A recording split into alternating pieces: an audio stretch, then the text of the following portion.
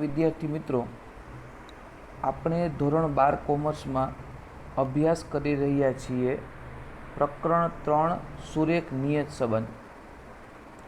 બાળકો, આપણે અત્યાર સુધીના 1 થી 10 લેક્ચરમાં સુરેખ નિયત સંબંધ પ્રકરણના તમામ ટૂંકા દાખલાઓ, વિશિષ્ટ દાખલાઓ અને ઉદાહરણો એ આપણે કમ્પ્લીટલી પૂરા કરી નાખ્યા છે. હવે આજના લેક્ચરમાં આપણે સુરેખ નિયત સંબંધ પ્રકરણ જે છે એની જે ખૂબ જ અગત્યની થિયરી છે એ થિયરીના મુદ્દાઓ જે છે એનો આજે આપણે અભ્યાસ કરવાનો છે.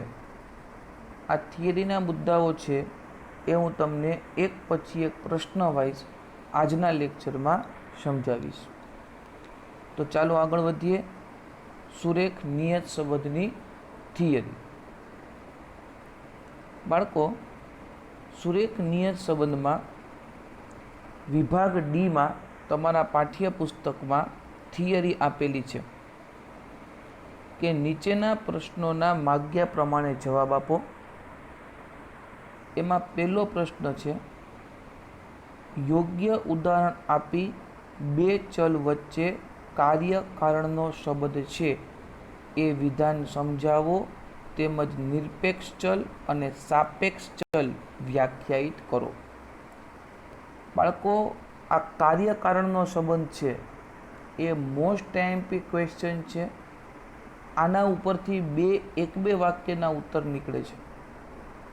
પહેલો એક બે વાક્યનો ઉત્તર કે નિયત સંબંધના અભ્યાસમાં કઈ ધારણા પ્રથમથી જ લેવાય છે, તો એનો જવાબ થાય કે સુરેખ નિયત સંબંધના અભ્યાસમાં બે ચલ વચ્ચે કાર્ય કારણનો સંબંધ છે આ ધારણા પ્રથમથી જ લેવાય છે. બરાબર, પહેલો પ્રશ્ન. બીજો એક બે વાક્યનો ઉત્તર પૂછાય છે જે અહીંયા તમને પૂછેલો છે કે કાર્ય કારણનો સંબંધ એટલે શું. તો આ પ્રશ્ન છે એ ખાસ વ્યવસ્થિત ડિટેલમાં આપણે સમજશું. જ્યારે કોઈ ઘટનામાં સંકળાયેલા બે યાદચ્છિક ચલો વચ્ચેના સંબંધને પરિણામે એક ચલની કિંમતમાં ફેરફાર થાય તેના કારણે સામાન્ય રીતે બીજા ચલની કિંમતમાં પણ ફેરફાર થાય અને આવા સંબંધોનો અભ્યાસ કરવાથી એક ચલની કિંમતમાં અમુક ફેરફાર થવાથી બીજા ચલની કિંમતમાં કેટલો અને કેવા પ્રકારનો ફેરફાર થાય છે તેનો અંદાજ મળે છે. ક્લિયર ન થયું ને? હવે સમજો. આપણે આને પહેલાં આપણી ભાષામાં સમજી લઈએ કે જ્યારે કોઈ પણ એક ચલમાં ફેરફાર થાય તેના લીધે બીજા ચલમાં પણ ફેરફાર થાય તો એવા બે ચલ વચ્ચે કાર્યકારણનો સંબંધ છે એવું પ્રસ્થાપિત થાય. પ્રેક્ટિકલી ઉદાહરણોથી આપણે જોઈ લઈએ કે જો વરસાદ સારો થાય તો પાક સારો થશે. તો વરસાદ અને પાક વચ્ચે કાર્યકારણનો સંબંધ છે એવું આપણે કહી શકીએ. જો તમે સારી મહેનત કરશો તો તમને 12મા ધોરણમાં સારા ટકા આવશે. તો તમારી મહેનત અને તમારા ટકા એ બંને વચ્ચે કાર્યકારણનો સંબંધ છે એવું તમે કહી શકો. ટૂંકમાં કાર્યકારણનો સંબંધ એટલે શું? તો કે એક ચલમાં ફેરફાર થવાને કારણે બીજા ચલની કિંમતમાં પણ ફેરફાર થાય તો એ બે ચલ વચ્ચે કાર્યકારણનો સંબંધ છે એવું તમે કહી શકો છો. બરાબર. આગળ જુઓ, તમને ઉદાહરણ કહે છે કે જેમ કે આવક અને ખર્ચ વચ્ચેનો સંબંધ જાણવાથી આવકમાં અમુક વધારો કરતાં ખર્ચમાં કેટલો વધારો થશે તેનો અંદાજ મળે છે. સ્વાભાવિક વાત છે કે માણસની આવકમાં વધારો થાય એટલે એની ખરીદ શક્તિ વધવાની છે. એની ખરીદ શક્તિ વધે એટલે ખર્ચમાં શું થવાનો છે? તો કે વધારો થવાનો છે. એટલે આવક અને ખર્ચ એ બે વચ્ચે પણ કાર્યકારણનો સંબંધ છે. બરાબર. પહેલાં આપણે સાદા મોબાઈલ ફોન વાપરતા હતા, હવે આપણે સ્માર્ટફોન, એના ઉપરથી એન્ડ્રોઈડ 4G અને 5G વાપરીએ છીએ મોબાઈલો. તો એનો મતલબ શું થયો કે આવક વ્યક્તિની જેમ જેમ વધતી ગઈ એમ એમ વ્યક્તિની ખરીદ શક્તિ વધતી ગઈ. એટલે આવક વધે એટલે ખર્ચ વધે. એટલે આવક અને ખર્ચ વચ્ચે પણ કાર્યકારણનો સંબંધ છે એવું આપણે કહી શકીએ. તો સમજાઈ ગયું કાર્યકારણનો સંબંધ એટલે શું? તો કે એક ચલમાં વધારો થવાથી બીજા ચલમાં કિંમતમાં પણ ફેરફાર થાય, તો આવા બે ચલ વચ્ચે કાર્યકારણનો સંબંધ છે એવું આપણે કહી શકીએ. તો હવે વધારાનો પ્રશ્ન હતો કે નિરપેક્ષ ચલ એટલે શું અને સાપેક્ષ ચલ એટલે શું? હવે પહેલાં સમજીએ નિરપેક્ષ ચલ. કાર્યકારણનો સંબંધ ધરાવતા બે ચલ પૈકી જે ચલ કારણ સ્વરૂપ હોય તેને નિરપેક્ષ ચલ કહે છે. તેને સંકેત x વડે દર્શાવવામાં આવે છે. બાળકો, આપણે સહસંબંધ પ્રકરણ ભણ્યા, આપણે નિયત સંબંધ પ્રકરણ ભણ્યા, પણ એમાં આપણે ડાયરેક્ટ જે પેલી આપણને કોષ્ટક આપ્યું એમાં આપણે પહેલાંને x લઈ લેતા અને બીજાને શું લઈ લેતા? y, અને સીધી કોલમ બનાવતા. પણ અહીંયા આપણે x અને y શા માટે લઈએ છીએ અને કોને x લેવાય અને કોને y લેવાય એના માટેનો નિયમ થિયરિકલ ભણીએ છીએ. નિરપેક્ષ ચલ જે હોય એને x તરીકે લેવાય, સાપેક્ષ ચલ જે હોય એને શું લેવાય? તો કે y. તો પ્રશ્ન એ છે કે નિરપેક્ષ ચલ કોને કહેવું? તો કે જે ચલ કારણ સ્વરૂપ હોય, એટલે કે જે કારણનો ઉદ્ભવ કરનાર હોય એને તમે નિરપેક્ષ ચલ કહો છો. આપણે પાછા આપણા જૂના ઉદાહરણમાં જઈએ કે તમારે વરસાદ અને પાક આ બે વસ્તુ છે. તો વરસાદ છે એ કારણ છે, બરાબર છે, અને પાક છે એ વરસાદ થકી સારો થાય છે. તો અહીંયા વરસાદ જે છે એ કારણ સ્વરૂપ છે, એટલે એ નિરપેક્ષ ચલ છે, એટલે એને શું કહેવાય? તો કે x કહેવાય. તો સાપેક્ષ ચલ કોને કહેવાય? તો કે કાર્યકારણનો સંબંધ ધરાવતા બે ચલ પૈકી જે ચલ કાર્ય સ્વરૂપ હોય તેને સાપેક્ષ ચલ કહે છે. તેને સંકેતમાં y વડે દર્શાવવામાં આવે છે. કાર્ય સ્વરૂપ એટલે પાકનું ઉત્પાદન થયું એ કાર્ય થયું, એટલે એ કેવું ચલ છે? સાપેક્ષ ચલ છે. સમજાય છે? નિરપેક્ષ ચલ એટલે કારણ સ્વરૂપ અને સાપેક્ષ ચલ એટલે કાર્ય સ્વરૂપ. આ બે વસ્તુ છે એ તમે તમારા મગજમાં રાખજો. નિરપેક્ષ ચલ એટલે કારણ સ્વરૂપ ચલ અને સાપેક્ષ ચલ એટલે કાર્ય સ્વરૂપ ચલ. જે કારણ છે એ નિરપેક્ષ ચલ છે, એને આપણે x વડે દર્શાવીએ છીએ, અને જે કાર્ય સ્વરૂપ છે એ સાપેક્ષ ચલ છે, તેને આપણે y વડે દર્શાવીએ છીએ. બરાબર. તો આ પહેલો પ્રશ્ન હતો, કાર્યકારણનો સંબંધ એટલે શું અને નિરપેક્ષ ચલ અને સાપેક્ષ ચલ સમજાવો. એક ચલમાં વધારો થવાથી કે એક ચલની કિંમતમાં ફેરફાર થવાથી બીજા ચલની કિંમતમાં વધારો થાય, અથવા તો એક ચલની કિંમતમાં ફેરફાર થવાથી બીજા ચલની કિંમતમાં ફેરફાર થાય, તો એ બે ચલ વચ્ચે કાર્યકારણનો સંબંધ છે એવું આપણે કહી શકીએ. બરાબર. અને નિરપેક્ષ ચલ એટલે શું? તો કે કાર્યકારણનો સંબંધ ધરાવતા બે ચલ પૈકી જે ચલ કારણ સ્વરૂપ છે એને નિરપેક્ષ ચલ કહે છે અને એને સંકેતમાં x વડે દર્શાવવામાં આવે છે.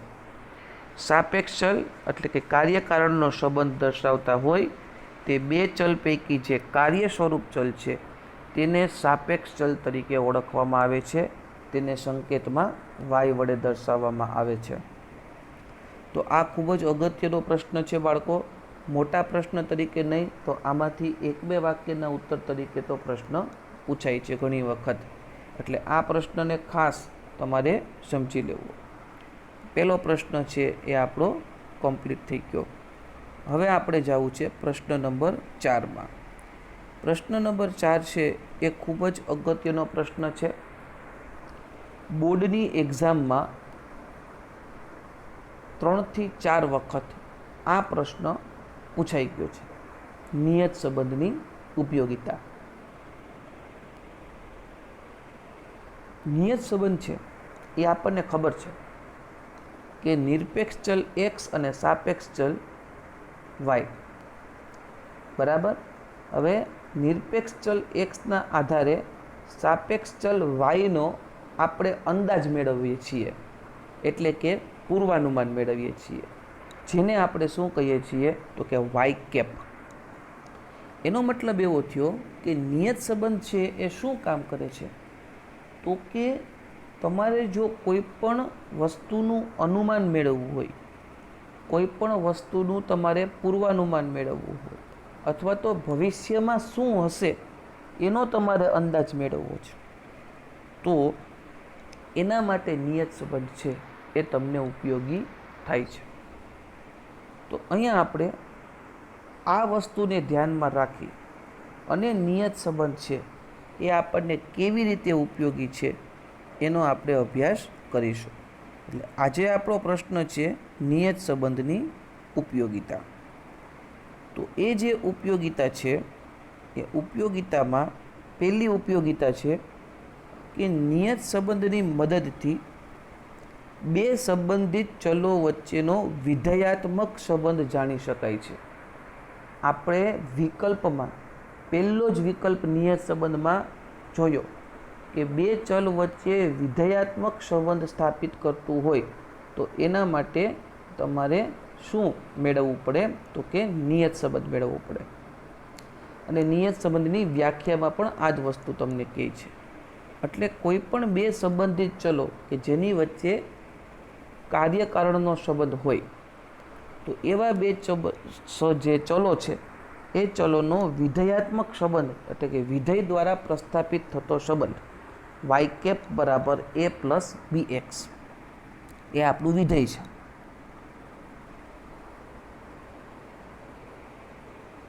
એ વિધેયાત્મક સંબંધ છે એ પ્રસ્થાપિત કરવા માટે થઈને નિયત સંબંધ છે એ ખૂબ જ ઉપયોગી છે, બરાબર. ત્યારબાદ બીજો ફાયદો, નિયત સંબંધની મદદથી નિરપેક્ષ ચલ એક્સની જ્ઞાત કિંમત પરથી સાપેક્ષ ચલ વાયની અજ્ઞાત કિંમતનું અનુમાન મેળવી શકાય છે. આ આપણે દાખલા શીખા ત્યારે તમને ખ્યાલ હશે કે તમને એક્સની કોઈ કિંમત આપેલી છે જેના આધારે તમે વાયની કિંમતનો અંદાજ મેળવો છો. તો આ તો સીધી વાત છે કે એક્સની કિંમત આપણને ખબર હોય છે કે એક્સની કઈ કિંમત છે, જે આપણા માટે કયો ચલ છે તો કે નિરપેક્ષ ચલ છે. એટલે જ તમને અહીંયા કીધું કે નિરપેક્ષ ચલ એક્સની જ્ઞાત કિંમત પરથી સાપેક્ષ ચલ વાયની અજ્ઞાત કિંમતનો અંદાજ મેળવી શકાય છે. નિરપેક્ષ ચલ ને સાપેક્ષ ચલ તો આપણે પ્રશ્ન નંબર 1માં ભણી ગયા. ત્રીજો ફાયદો, નિયત સંબંધની મદદથી નિરપેક્ષ ચલ એક્સની કિંમતમાં થતા એકમ ફેરફારથી સાપેક્ષ ચલ વાયમાં થતો અંદાજિત ફેરફાર જાણી શકાય છે. આપણે એક એવો પ્રશ્ન ભણી ગયા સ્વાધ્યાયમાં કે એક્સની કિંમતમાં આટલા એકમનો વધારો કરવાથી વાયની કિંમતમાં શું ફેરફાર થશે તે જણાવો. ત્યારે આપણે એક્સની જે કિંમત આપણને આપેલી હતી એને આપણે નિયત સંબંધાંક બી વડે ભાંગતા, એટલે આપણે પછી એનો આન્સર મેળવતા. તો અહીંયા તમને એ જ કહે છે કે નિયત સંબંધની મદદથી નિરપેક્ષ ચલ એક્સની કિંમતમાં થતા એકમ ફેરફારથી સાપેક્ષ ચલ વાયની કિંમતમાં થતો ફેરફાર તમે નિયત સંબંધાંક દ્વારા જાણી શકો છો. નિયત સંબંધ રેખા પરથી સાપેક્ષ ચલની અનુમાનિત કિંમત શોધવામાં થતી ભૂલ ત્રુટિ તમે જાણી શકો છો. આપણે ત્રુટિ મેળવતા શીખી ગયા, ખામી, એરર. E બરાબર વાય માઇનસ વાય કેપ આપણું સૂત્ર હતું.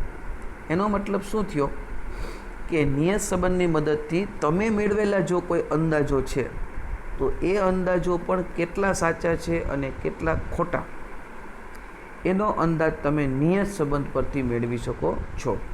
પૂર્વાનુમાન તો કોઈ પણ વ્યક્તિ કરી શકે, પણ પાછું આપણું કરેલું એ પૂર્વાનુમાન છે એ કેટલું સાચું છે અને કેટલું ખોટું છે, બરાબર, એની ખરાઈ પણ નિયત સંબંધાંક છે એ તમને ત્રુટિના મદદથી કરી શકે છો.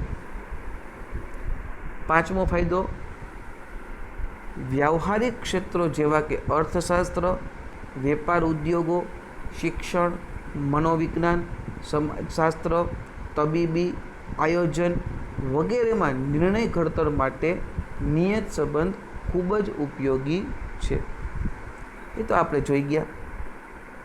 તમારે કોઈ પણ વસ્તુનું પૂર્વાનુમાન કરવું હોય કે આજથી 2 વર્ષ પછી કે 5 વર્ષ પછી કોઈ પણ ક્ષેત્રમાં શું ફેરફાર થશે અથવા તો કોઈ પણ ક્ષેત્રમાં આપણે શું સુધારા કરી શકશું, એનું જો પૂર્વાનુમાન અને જો અંદાજ તમારે મેળવવા હોય તો એમાં તમે વિચારી શકો કે નિયત સંબંધાંક છે એ ખૂબ જ આપણને પૂર્વાનુમાન કરવામાં ઉપયોગી થાય છે.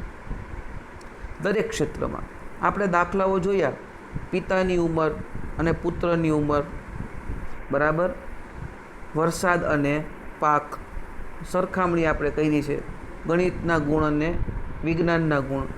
તો આવા પૂર્વાનુમાન કોઈ પણ પ્રકારના હોય, પછી અર્થશાસ્ત્રને લગતા હોય, વેપાર ઉદ્યોગને લગતા હોય, શિક્ષણના હોય કે મનોવૈજ્ઞાનિક કે સમાજશાસ્ત્ર કે તબીબી, કોઈ પણ પ્રકારના આયોજન માટે આપણને ખબર જ છે, આપણે વાણિજ્ય વ્યવસ્થામાં ભણીએ જ છીએ કે પૂર્વ આયોજન છે એ ખૂબ મહત્ત્વનું છે. તો આ આયોજન કરવા માટે થઈને નિયત સંબંધ છે એ તમને ભવિષ્યના પૂર્વાનુમાનો છે એનો અંદાજ મેળવી આપે છે. તો બાળકો, આ જે છે એ નિયત સંબંધની ઉપયોગિતા છે. આ પ્રશ્ન પણ મોસ્ટ આઈએમપી છે. આ પ્રશ્ન છે એ ખાસ તમારે તૈયાર કરવાનો રહેશે, કારણ કે થિયરી છે એ આપણે તૈયાર કરવી જ પડશે, કારણ કે દાખલાઓ તો આવડી જશે પણ થિયરી તૈયાર નહીં કરો તો 1-2 વાક્યના ઉત્તર અને વિકલ્પો તમે સોલ્વ કરી શકશો નહીં. ચાલો, એના પછીનો મહત્ત્વનો પ્રશ્ન છે એ આપણે શીખવાનો છે નિયત સંબંધાંકના ગુણધર્મો. આ પ્રશ્ન પણ મોસ્ટ આઈએમપી છે. આ પ્રશ્નમાં તમારે જો 2 માર્કમાં નિયત સંબંધાંકના ગુણધર્મો પૂછે તો આ તમારે બધાય ગુણધર્મો છે એ લખવાના હોતા નથી. તમારે 2 માર્કનો પ્રશ્ન હોય તો તમારે કોઈ પણ 4 ગુણધર્મો લખવાના હોય છે. એક ગુણધર્મ જે છે એનો અડધો માર્ક હોય. 2 માર્કમાં પ્રશ્ન પૂછે તો 4 ગુણધર્મો છે એ તમારે લખવાના હોય છે. અને મોસ્ટ આઈએમપી ક્વેશ્ચન છે. આમાંથી વિકલ્પો અને 1-2 વાક્યના ઉત્તરો લોટ ઓફ નીકળશે. અને 2 માર્ક માટે પણ આ પ્રશ્ન છે એ આઈએમપી ગણાવી શકાય. એટલે આ પ્રશ્ન પૂછાયેલો જ છે બોર્ડની એક્ઝામમાં, એટલે ખાસ આની ઉપર પણ પૂરેપૂરું કોન્સન્ટ્રેટ કરવું. ચાલો, પ્રશ્નની શરૂઆત કરીએ. નિયત સંબંધાંકના ગુણધર્મો જણાવો, અથવા તો નિયત સંબંધ રેખા હંમેશા કયા બિંદુમાંથી પસાર થાય છે. જુઓ, છેલ્લો ગુણધર્મ, નિયત સંબંધ રેખા હંમેશા બિંદુ x બાર અને y બારમાંથી પસાર થાય છે. આ વસ્તુ તમારા પાઠ્યપુસ્તકના MCQમાં પણ આપેલી છે, અને આ જ વસ્તુ 2 વખત બોર્ડની એક્ઝામમાં વિકલ્પ તરીકે પૂછાઈ ગઈ. એટલે હું અવારનવાર કહું છું કે મોટા પ્રશ્નો તૈયાર કરશો એટલે નાના પ્રશ્નો MCQ અને 1-2 વાક્યના ઉત્તર છે એમાં તમારે વધારે કોઈની મદદની જરૂર પડશે નહીં, બરાબર.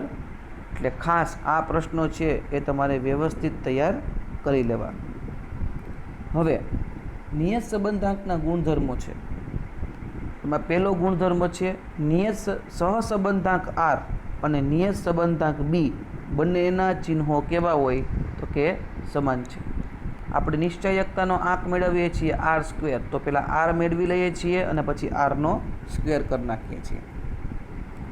નિયત સંબંધાંક છે એ ઉગમ બિંદુ પરિવર્તનથી સ્વતંત્ર છે, પરંતુ માપ પરિવર્તનથી શક્ય નથી. ઉગમ બિંદુ અને માપ પરિવર્તન એટલે સરવાળા બાદબાકી અને ગુણાકાર ભાગાકાર થાય. બરાબર, એટલે એ ઉગમ બિંદુથી પરિવર્તનથી સ્વતંત્ર છે, પરંતુ માપ પરિવર્તનથી સ્વતંત્ર નથી. નિયત સંબંધાંક નિરપેક્ષ ચલની કિંમતમાં એકમનો ફેરફાર કરવાથી સાપેક્ષ ચલની કિંમતમાં થતો અંદાજિત ફેરફાર જણાવે છે. આપણે અગાઉના પ્રશ્નમાં જોઈ ગયા કે નિરપેક્ષ ચલમાં કેટલો ફેરફાર છે એના આધારે સાપેક્ષ ચલમાં કેટલો ફેરફાર થશે એનો અંદાજ છે એ કોણ મેળવી આપે છે? તો કે નિયત સંબંધ. નિયત સંબંધાંકની કિંમત 1 કરતાં ઓછી કે વધુ તેમજ 0 હોઈ શકે છે, 0 થી માંડીને 1 સુધી, સહસંબંધની જેમ.